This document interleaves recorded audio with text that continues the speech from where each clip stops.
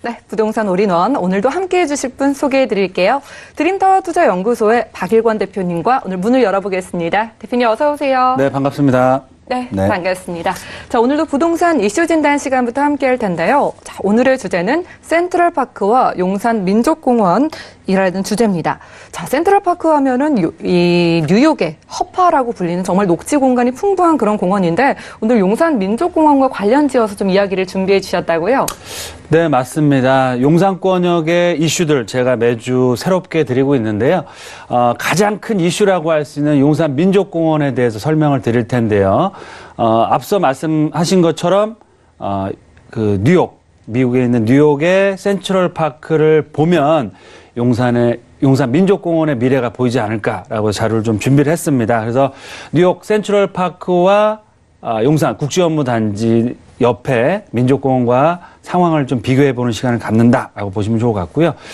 뉴욕에 있는 센트럴파크 저도 개인적으로 한번 방문을 해봤습니다. 뉴욕 정말 눈이 확 띄어질 정도의 초고층 건물과 뉴욕의 중심축에 바로 103만 평이라는 넓은 부지에 센트럴파크가 위치를 하고 있는데요.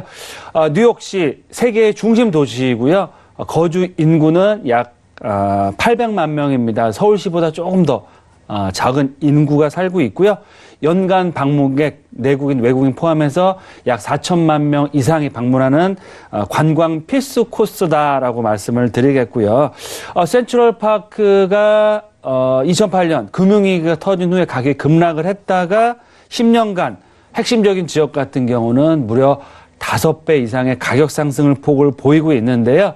일단 기본적인 가격대를 말씀드리면 3룸 그래서 한 30평형대 아파트 평균 가격대가 최소한 30억에서 40억 정도 된다라고 보시면 좋을 것 같습니다. 그래서 정말 상상할 수 없을 만큼 최고가 아파트가 있음에도 불구하고 일반적인 평균적인 아파트 가격대가 평당 1억이 넘어가고 있는 현상을 보이고 있고 현실이다라고 보실 수 있겠는데요.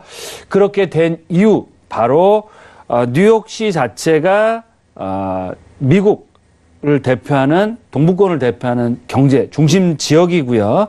특히 센트럴파크 중심 지역을 공원을 중심으로 해서 최고급 상업 업무 복합 시설들이 연달아 개발이 되고 있습니다. 특히 뉴욕 같은 경우도 과거에는 슬럼화된 지역들, 예를 들면 할렘 같은 경우도 지금 도심 재생산업으로 개발이 되고 있는 상황이기 때이고요. 또 철도의 그런 버려진 허드슨강 주변 지역에 이런 버려진 그런 철도 부지도 도심 재생산업에 의해서 최고급 상업 업무 시설로 바뀌고 있다라고 보시면 좋을 것 같아요. 특히 관광지 상권 전세적인 트렌드를 보더라도요, 외국 관광객들이 방문하는 지역 코스의 땅값, 집값은 전 세계적으로 폭등하는 상황이다라고 보시면 좋을 것 같습니다. 뉴욕도 마찬가지고요. 도쿄 같은 경우도 긴자라든지 중국, 우리나라 사람들도 많이 방문을 하고 있는 도심권역 핵심적인 상업지 같은 경우는 평형당 5억에서 10억대를 호가를 하고 있습니다. 그리고 그만큼 지금 전세적인 트렌드 자체가 한 나라의 수도, 그 중에서도 관광지로서 업무시설, 상업 업무시설들, 관광지가 이렇게 확정적으로 되고 있는 그런 중심 라인 같은 경우는 최고가 행진을 벌이고 있습니다. 그런 세계적인 트렌드를 봤을 때도 앞으로 서울의 중앙은 바로 용산구가 위치를 하고 있고요. 용산구의 중심은 민족공원이 있고요. 민족공원 주변 지역으로 상업 업무시설 개발이 스타트를 했습니다. 그런 걸 봤을 때도 앞으로 가능성은 무궁무진하다라고 볼 수 있겠습니다. 네, 뉴욕의 핵심 관광 코스 중에 하나죠. 이 센트럴파크 주변으로 어떻게 좀 개발이 진행된지 살펴보고 이와 연관지어서 용산 민족공원 개발의 주변의 상황들도 한번 미래를 그려봤습니다. 자, 그럼 이런 시점에서 투자 포인트도 잡아보면 좋을 것 같은데요. 네, 맞습니다. 뉴욕은 방문해서 우리가 관광지로서 보면 좋을 것 같고요. 투자하기는 현 시점 어렵겠죠. 그러면 투자를 어디다 해야 되느냐? 바로 용산 이 민족공원 주변 지역에 투자하는 게 가장 큰 수익, 확실한 수익처가 되지 않을까라고 판단이 되고요. 미국 센트럴파크와 비견되는 용산의 민족공원 주변 중심으로 해서 투자를 해놓으시고 일단 민간인 개방이 지난달부터 신청을 받아서 개방을 하고 있고요. 내년서부터 부분 개장을 할 예정입니다. 앞으로 10년 동안 무려 1조 가까운 금액을 투자를 해서 서울을 대표하는 우리나라 대한민국을 대표하는 국가 상징 공원으로서 새롭게 탄생한다라고 보시면 좋을 것 같고요. 특히 공원 만드는데도 어마어마한 돈이 들어가지만 이런 어마어마한 돈을 어떻게 충당할까요? 바로 용산 민족공원 주변 지역에 있는 미군기지를 매각을 함으로써 이런 개발 비용을 충당을 하는데요. 올해 매각이 되었죠. 유엔사 부지 1조가 넘는 금액에 매각이 되었고요.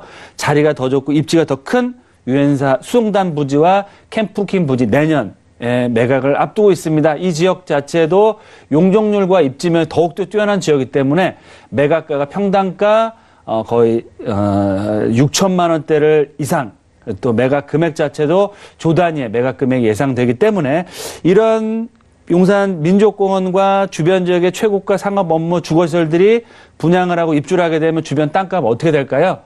올라갈 수밖에 없고 올라간다는 표현보다는 정말 지가가 폭등할 수 있는 그런 상황이다라고 보시면 좋을 것 같습니다. 따라서 용산 민족공원 주변 지역에 도보로 이용이 가능한 지역이나 용산 민족공원의 조망이 된다든지 이런 용산 민족공원의 개발 라인의 핵심축 주변 지역으로 투자해 놓으시면 앞으로 큰 수익을 얻을 수 있다라고 보시면 좋을 것 같고요.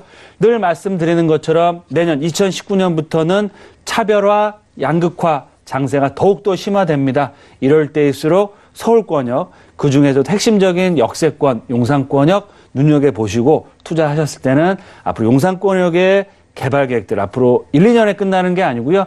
5년, 10년, 15년, 20년도 계속해서 개발이 될 수 있는 지역이기 때문에 그만큼 투자 가치는 시간이 가면 갈수록 올라갈 수밖에 없다라고 판단이 됩니다.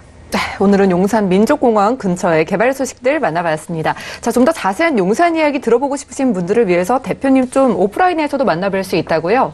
네, 맞습니다. 많은 시청자분들이 방송을 보시고 용산 쪽 문의도 하시고 저를 통해서 용산 전문가인 저를 통해서 투자를 많이 하고 계신데요. 두 부류로 나눠지는 것 같습니다. 용산권 가격이 너무 많이 올랐어. 그리고 개발이 된다는데 뭐 예전에도 말 나왔었는데 언제 개발이 될 거야. 이렇게 또 부정적으로 좀 생각하시는 분들이 계시고요. 다른 한 부류는 대표님 용산 너무 가격이 많이 올랐네요. 제가 너무 늦은 거 아닐까요? 라고 하면서도 용산의 미래 가치를 보시고 투자하시는 두 부류가 나눠져 있습니다. 시간이 해결해 줄 텐데요. 1년, 2년 후에 방송을 보시면 아시겠지만 용산권역 정말 상상을 초월할 정도의 금액대의 아파트, 상업 업무시설들이 속속 개발이 되고 분양이 되고 입주를 앞두고 있습니다. 그래서 지금 올해 내년 초까지는 정말 1억대 초중반의 금액으로 투자할 수 있지만 1년, 2년, 3년 후에는 1, 2억 갖고 투자할 수 있는 매물 정말 없을 겁니다. 그만큼 용산의 미래 가치가 커질 수밖에 없는 상황이고요. 늘 말씀드린 이럴 때일수록 핵심적인 지역 중에서도 향후 개발 가치에 따라서 큰 수익을 얻을 수 있는 지역 중심으로 해서 선택과 집중을 하시는 투자 전략을 저와 함께 하시면 좋을 것 같고요. 앞으로 용산권역 개발 계획 가치를 얻어갈 수 있는 좋은 시간 만들 수 있도록 하겠습니다.